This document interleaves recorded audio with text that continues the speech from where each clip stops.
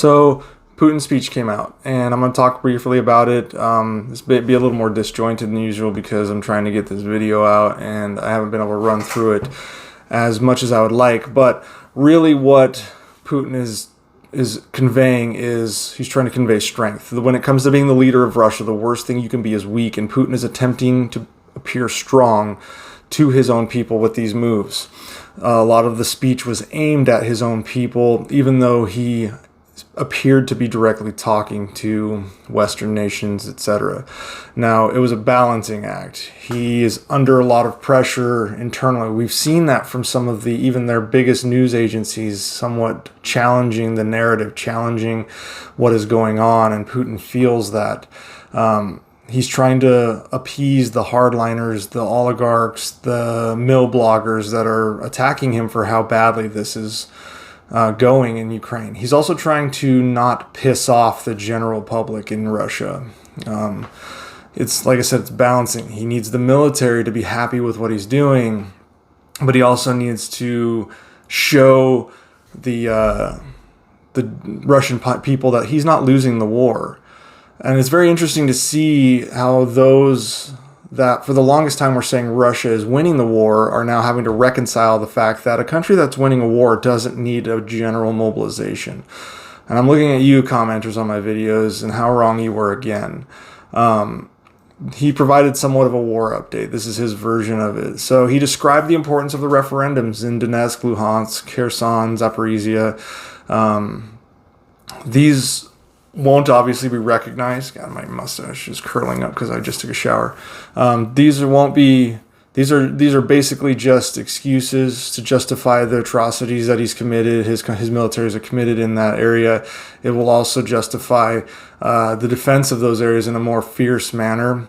Putin refers to ramping up industrial production, and they will be directly responsible for attaining the goals of increasing weapons and military equipment production, which is kind of interesting because much of those things require external inputs that he has no access to.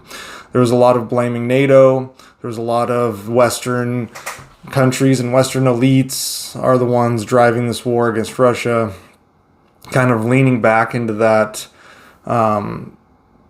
standard communist Soviet line of the wealthy elites in the Western world are trying to hold down the people in Russia. Yeah, sure, whatever.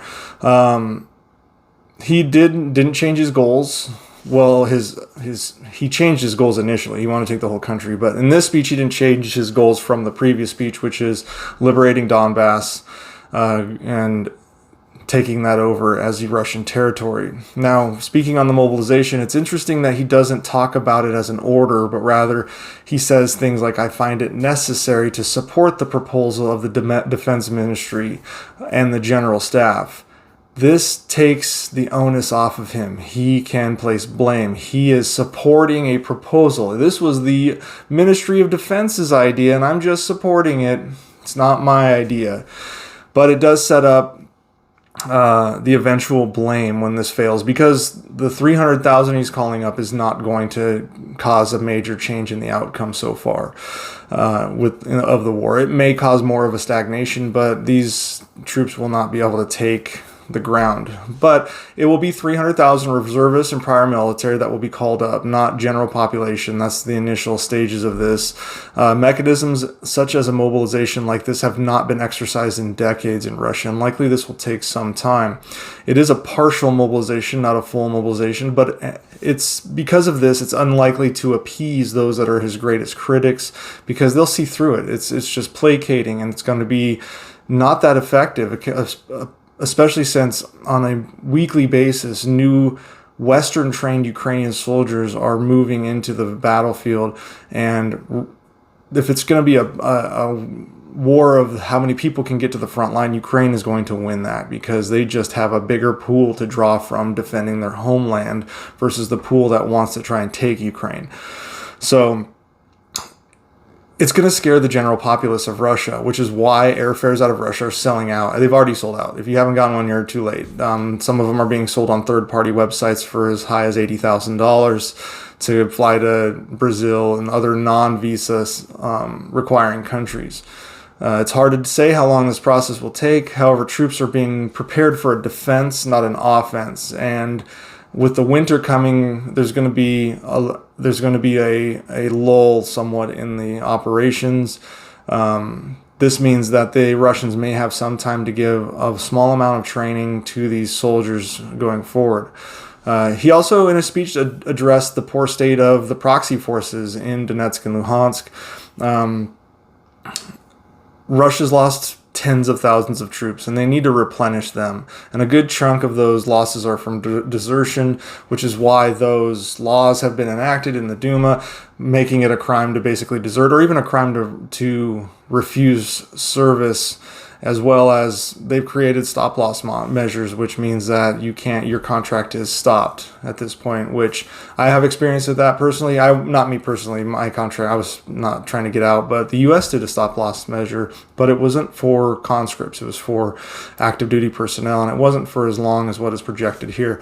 Now, I suspect that most of these forces being called up will actually not be used entirely on the front line. They're probably going to try to bolster the logistics capability of Russia, creating truck drivers, supply sergeants, warehouse personnel, break bulk operators, or operations personnel, and he will use them to rotate troops out from the front line, because most advanced militaries understand that frontline fighting completely drops off in combat effectiveness at around 150 days without some sort of legitimate refit. Most of these Russian soldiers have been on the front line for at least 8 months. He's feeling pressure from the military to initiate this call-up. The majority of the Russian army has been committed to this war, and they're failing. Russian army leaders have watched their army slowly disappear, and they need to replenish it. Mostly because if Putin's going to continue down this path, there's inevitably going to end up being an engagement somewhere with a more powerful military, specifically with a NATO military. But the numbers aren't sufficient right now to make any decisive contributions to the outcome of the war. As I said, Ukraine can mobilize more personnel and are being better trained. This tells us a couple things. Putin's military privately probably has accepted that they could lose this war. They can't in public accept that. So they will do what they can. This is either going to end up in Russia winning or Putin's inevitable collapse and the Kremlin's collapse.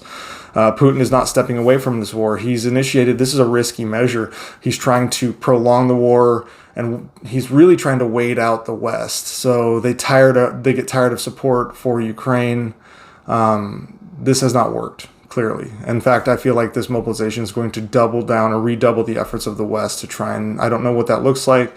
A lot of you are going to ask, does the U.S. provide ATACMS? I don't know what this looks like. I just know that the West is probably going to galvanize even harder. Third, this means that when Putin listened to Xi and Modi last week, he didn't take away that he shouldn't be at war. He took away that he must win, or his position relative to China and India will be greatly degraded. What is interesting is both China and India have called for a reduction in hostilities. Putin has rejected this and is now disrespecting them by escalating. China knows that this is destabilizing for their economy and doesn't like it, but Putin is not listening. I don't know how China and India will react to basically telling Putin, hey, we need to wind this down when Putin is ramping it up. Western deterrent measures obviously remain important. We need to continue to support the Ukrainians. I said this in a previous video that the amount of stuff that we give them will reap massive dividends on the back end with the U.S. in relations and business deals coming from the fact that the world will rely on the U.S. once again as the global hegemon to provide stability. It's going to take some time for this to play out. This isn't going to be a situation where we're going to know what happens. There's degradations of morale.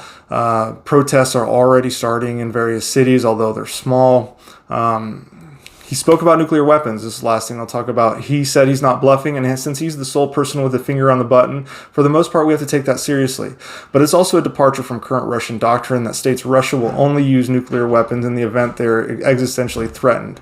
This implies, and is a veiled threat to Ukraine, that when the referendum inevitably takes place where it falls in Russia's favor, such weapons can be used in Ukraine under the guise of its Russian territory they're defending. Now, I don't think they'll do that because they're trying to occupy this territory. And again, nuclear weapons aren't great at holding ground, but we have to take this seriously. A lot of unknowns still going forward.